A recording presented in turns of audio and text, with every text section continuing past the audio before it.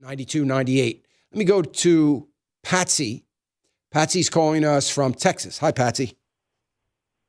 Hey, thanks for taking my call. Sure. Dan, my husband and I, we're 69 years old, and back in June, we put our money into everything, 95% into the money market.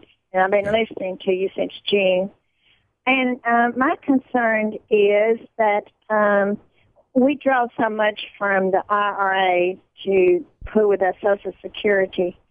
And at this time, of course, we don't want to invest anything because of the economy.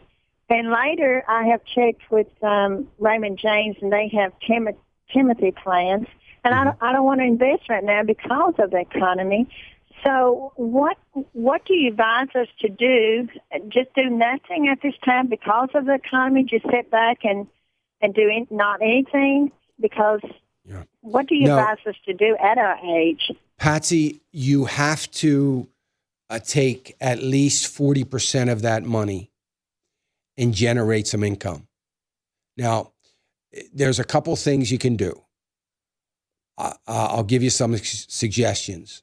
One would be you could pull some of it out and do a charitable gift annuity. This is going to be a great year for people to do charitable gift annuity to create permanent income that's never going to change. Whatever money you use for that and whatever income you end up getting on a monthly basis will be, let's say you need $100 a month and your charitable gift annuity is giving you $50 a month. That's $50 a month less that you have to pull out of your principal. And in the long run, it's going to serve you really well. So that's one option.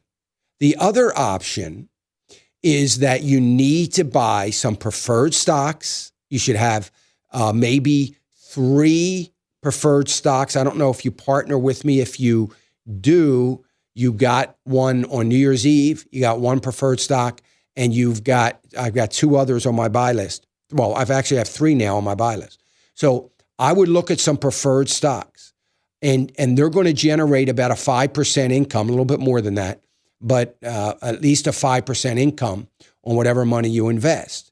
Annual yield, that's the annual yield. So it's better than a CD, and it's better than a money market. Is there risk? Sure, there's risk. There's always going to be risk when you have exposure to the market. And the risk here, Patsy, is obviously the value of these preferreds. Let's say you pay $25 for it. It could go down. It could go down to $18 a share. But you can't be thinking about buying those kinds of investments for gain by it going up. The object is to generate income. So if it goes to $18, now you're getting about an 8% income instead of the 5.5%, because you're guaranteed 5% on $25 a share. So if it goes down to 18, they make the difference up so that you always get that income.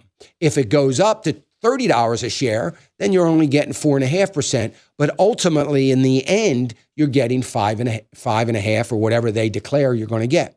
And I think that would be very wise for you to do that, to own some of those good, solid preferreds. And I really like the 3 preferreds that I have on my list right now.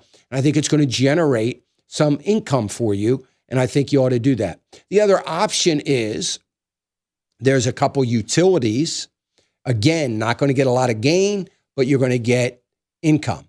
There are some energy stocks like ExxonMobil.